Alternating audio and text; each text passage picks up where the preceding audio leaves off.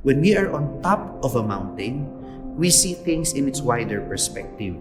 Para bang nakikita natin ang katotohanan ng buhay natin sa mata ng Diyos. Mas malawak, mas marami tayong nakikita, hindi limitado ang ating pananaw.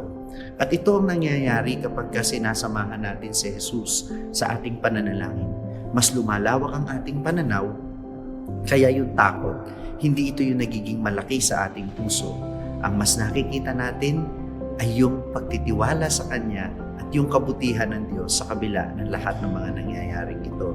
At nakakatuwa na kapag tayo nasa simbahan, palaging paakyat ang altar, palagi itong nasa taas ng santuaryo, sapagkat pinapaalala sa atin na sa tuwing tayo nagsisimba, sa tuwing tayo nagdiriwang ng banal na Eucharistia, umaakyat tayo sa bundok at doon nakikita natin ang Panginoon. At ang Panginoon, ipinapakita sa atin ang katotohanan ng buhay sa isang mas malawak na perspektibo.